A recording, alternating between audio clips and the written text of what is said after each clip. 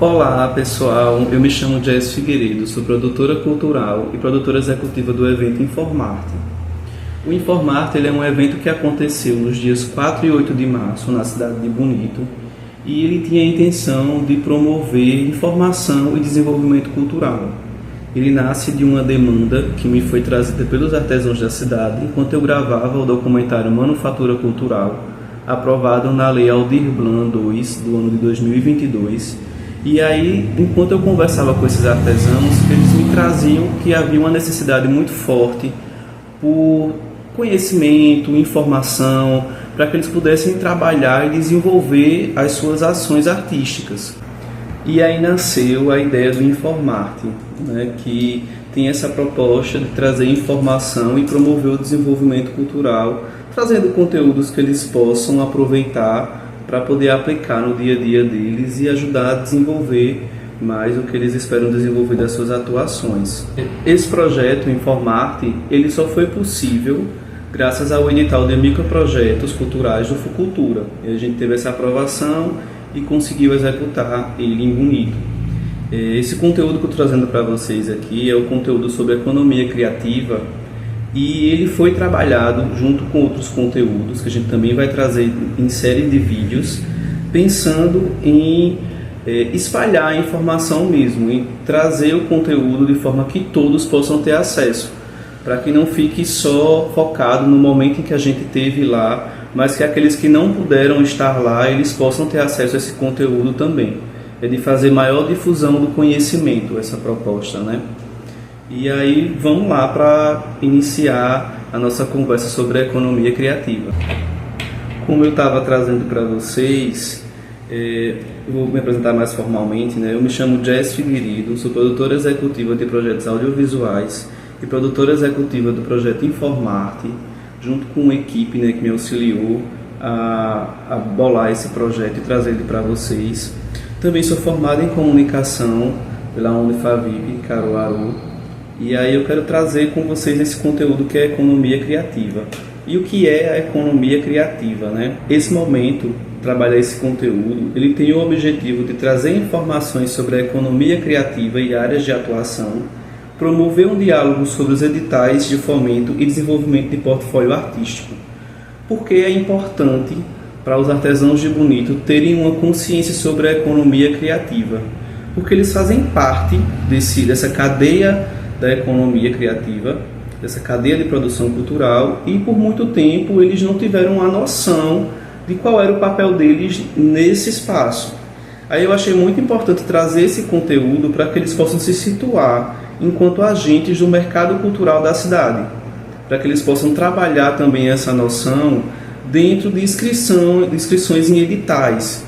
Bonito tem promovido editais, chamadas públicas, e aí eles não têm muita noção de como participar, de o que eles podem trazer para esses editais e o que eles já ofertam enquanto agentes de produção cultural, né?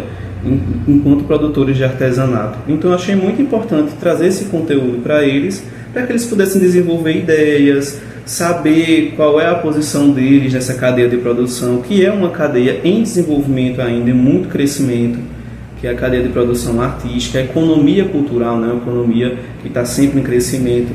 E aí eu achei que seria muito relevante trazer esse conteúdo para que eles pudessem refletir. Vamos lá? Entendendo a economia criativa. Compreende o mercado de produtos, bens ou serviços desenvolvidos através de processos criativos que estão relacionados à cultura, tecnologia e criatividade, resultando em produção de riqueza cultural, econômica e social. A economia criativa ela permeia essas áreas, né?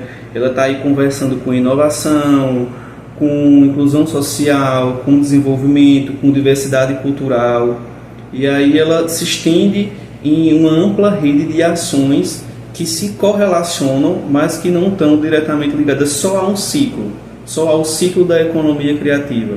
Ela permeia por várias áreas, por várias outras economias. A economia criativa ela já corresponde por 7% do PIB mundial, com a possibilidade de desenvolvimento de 10% a 20% nos próximos anos. Então a gente vê que é uma área que ela está em extenso crescimento mundial. A gente não só fala de Bonito, não só fala de Brasil. A gente está falando de uma área que ela é mundial. e ela corresponde a 4 eixos, né? Ela trabalha 4 eixos, que são patrimônio, artes, mídia e criações funcionais. Falando em patrimônio, que é a área que corresponde aos artesãos de Bonito, que corresponde a artesanato, festivais e celebrações, a gente tem essa concepção de patrimônio é aquilo que a gente tem fisicamente ou imaterialmente, que é produzido pelas mentes dos nossos artistas, né? E aí, trazendo para a realidade de Bonito, enquanto o artesão ele se sente meio perdido e deslocado, ele traz essa reflexão de eu sou um produtor de patrimônio cultural. E aí ele pode se empoderar dessa concepção, né? E aí não se pensar mais enquanto alguém que está ali à margem, que sua produção ela é à margem. Ele pode se empoderar da concepção de eu sou um produtor de patrimônio cultural, então eu trago ali o meu valor e a minha história nas minhas peças. Já trazendo para as outras áreas, a gente tem artes, que são artes visuais, pintura, escultura, fotografia, artes dramáticas, música. A gente tem mídia, que engloba o audiovisual, publicidade, mídia impressa e criações funcionais, que são as novas mídias, softwares, programas de arquitetura, serviços criativos, entre outros que a gente pode estar discutindo em um outro momento, caso haja um momento 2 desse nosso evento, né? Mas voltando para artesanato, que é o nosso foco principal.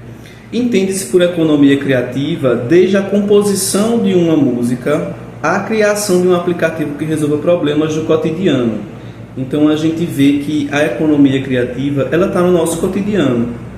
E agora com a ascensão da internet e das novas mídias, ela vai estar cada vez mais presente. Assim, a gente vai ver muito mais ações relacionadas à tecnologia e conectadas com a economia criativa.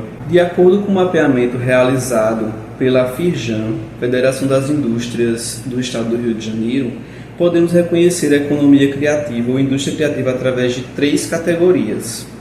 Indústria criativa em si é aquela em que as ideias criativas formam o ramo principal das atividades desenvolvidas por um profissional ou empresa. Atividades relacionadas são aquelas atividades que fornecem algum tipo de serviço ou material para determinada indústria criativa. Apoio contribuem para a indústria criativa de maneira indireta. E o que é que isso quer dizer? Vamos pegar o exemplo. Um artesão que trabalha com barro, ele é a indústria criativa em si. Ele produz ali aquelas peças de acordo com as técnicas, o aprendizado dele, a ideia do que vai ser no final veio da mente dele. Então ele é a indústria criativa. E vamos dizer que ele precise de um forno para queimar essas peças de barro. A empresa que produziu esse forno, ela entra enquanto atividade relacionada à indústria criativa. Se esse forno dele tiver um problema e ele precisar chamar alguém para consertar, essa pessoa que vem consertar, ela entra enquanto atividade de apoio à indústria criativa. E aí eu espero que vocês tenham compreendido assim, que vocês, enquanto artesãos, vocês são a indústria criativa. Vocês vão criar as peças de acordo com o que vocês sabem, o que vocês aprenderam, e aí as outras atividades elas entram relacionadas às suas ou em apoio às suas. E assim a gente destrincha a cadeia da indústria criativa. Não é obrigatório que essa cadeia ela seja fixa, ou seja, não é porque eu sou uma indústria criativa que eu tenho que ser só uma indústria criativa. Como muitas de vocês são professoras aposentadas, a gente já tem essa noção de que muitas têm outras atividades, além de atividades voltadas para o artesanato. Assim como outras fábricas também, as fábricas que produzem o forno para o artesão do barro, elas podem produzir outros tipos de fornos. As pessoas que poderiam entrar enquanto apoio também têm outras atividades. Então, essa cadeia ela não é fixa, vocês podem estar imersos em outras atividades e também co-participar de indústrias criativas, ou ser indústrias criativas, ou estarem relacionadas à produção criativa. Aí eu quero trazer para vocês também uma noção, um apanhado geral do que a gente trouxe, né? Como eu tinha colocado ali no começo, a economia criativa ela vai englobar essas atividades relacionadas à cultura, tecnologia e criatividade, que resultam em produção de riqueza cultural e economia social. E aí tendo em mente que ela tem esses 4 eixos, que é patrimônio, artes, mídia e criações funcionais, que o pessoal de artesanato, para quem a gente está criando esse momento, né, eles estão ali na parte de patrimônio, eles são produtores de patrimônio cultural, que se pode entender a economia criativa desde a composição de uma música até a criação de um aplicativo que resolva problemas do cotidiano. Então ela está ao nosso redor, ela não é uma coisa isolada. E como eu estava trazendo, né, ela é uma economia que está em ascensão, ela está dentro de uma economia que está crescendo cada vez mais, que tem cada vez mais possibilidades de desenvolvimento. Agora eu quero trazer um pouco para vocês uma breve noção sobre os editais e chamadas públicas.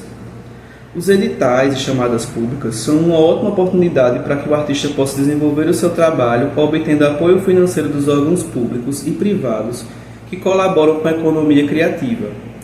A gente teve em Bonito uma primeira etapa dos editais da Lei Aldir Blanc, que foram logo ali na pandemia, e aí eles foram um pouco menos estruturados do que os editais que a gente vai começar a participar agora.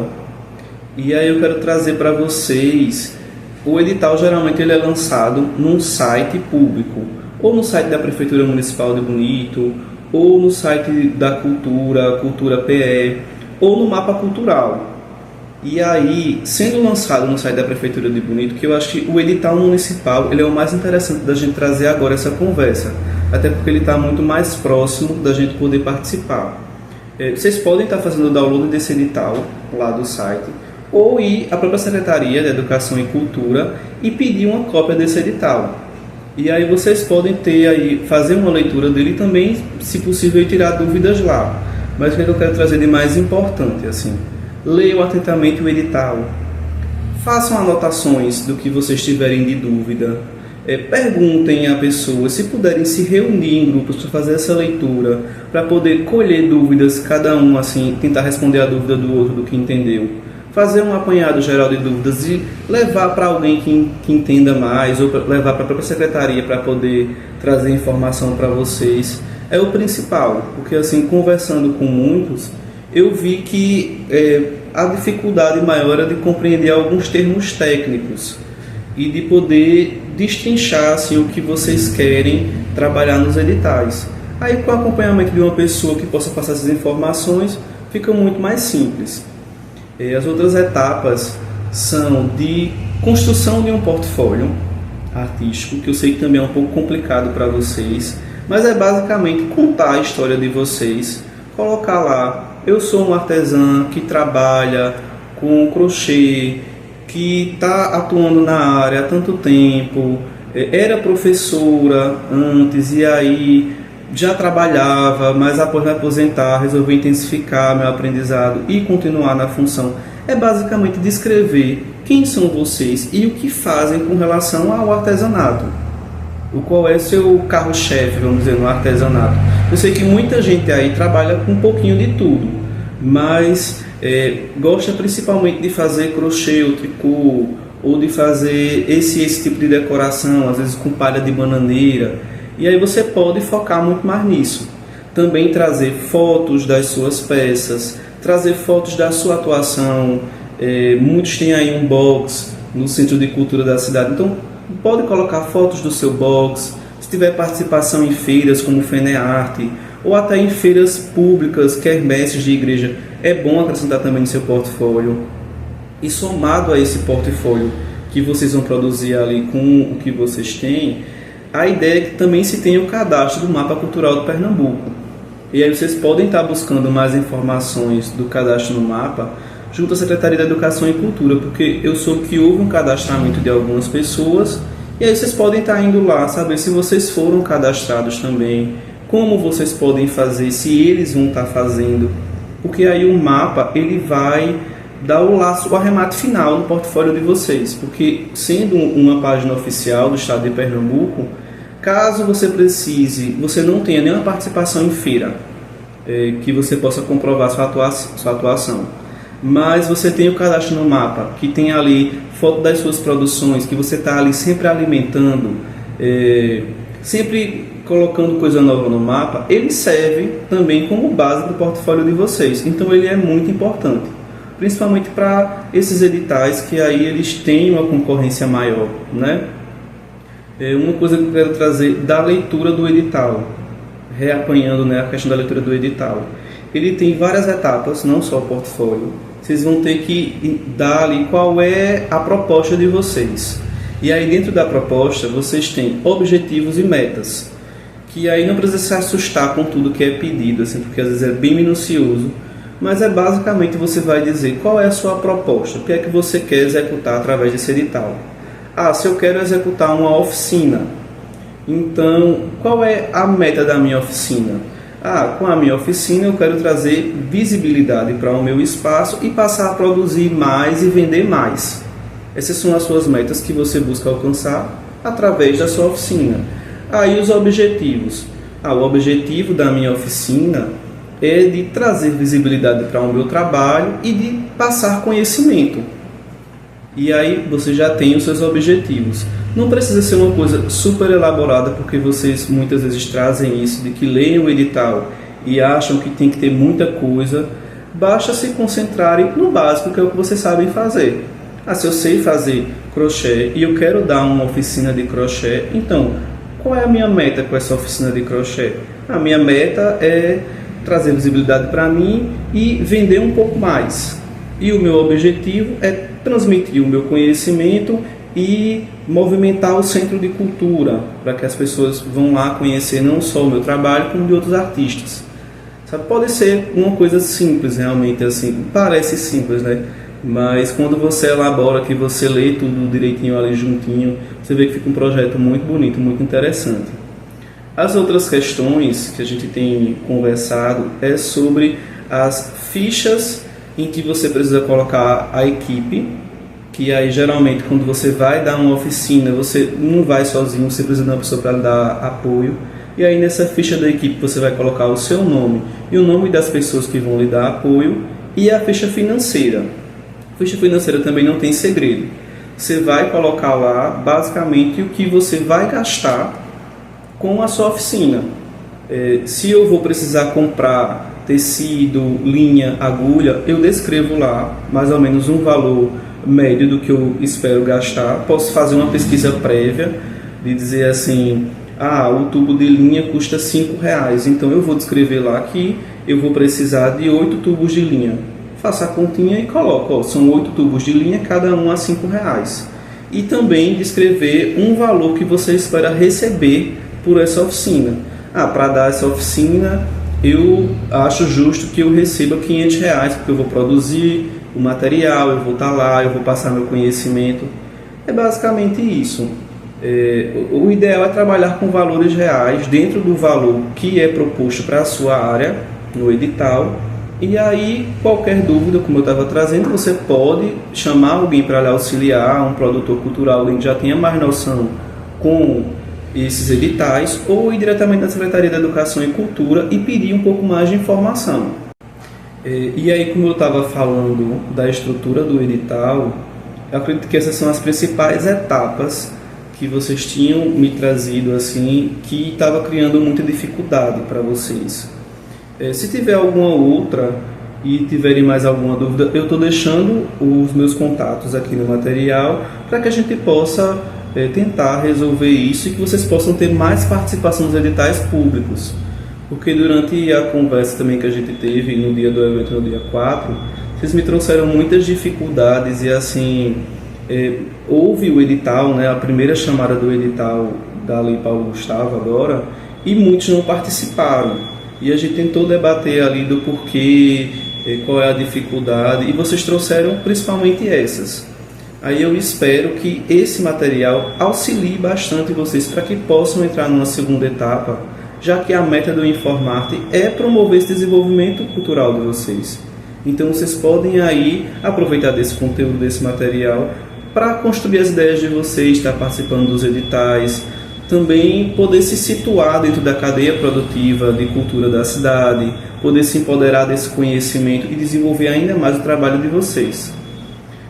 Como eu tinha falado anteriormente também da questão do mapa cultural, Vou reforçar aqui que é muito importante que vocês tenham a inscrição do mapa cultural, estejam sempre ali alimentando o portfólio de vocês também, porque isso vai dar o reforço na hora de fazer a inscrição. Eu vou poder ter ali alicerces, na hora que eu vou falar quem eu sou e o que eu produzo, que vão confirmar aquilo e me destacar enquanto há pessoas que não têm.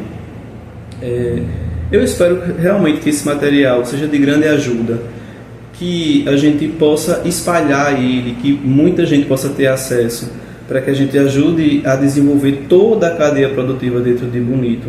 Não só a parte de artesanato que a gente vê no Centro de Cultura, mas aqueles que produzem mais timidamente em casa, que não estão lá assim cotidianamente. E eu agradeço demais a todos que me auxiliaram, a minha equipe, a vocês por terem ido lá, vocês que estão assistindo agora esse conteúdo.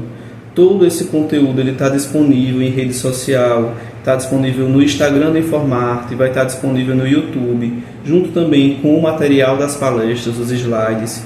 E aí vocês podem baixar gratuitamente os slides e aproveitar. Muito obrigado a todos, a todas e a todos. E é isso. Qualquer coisa, podem entrar em contato, a gente está à disposição.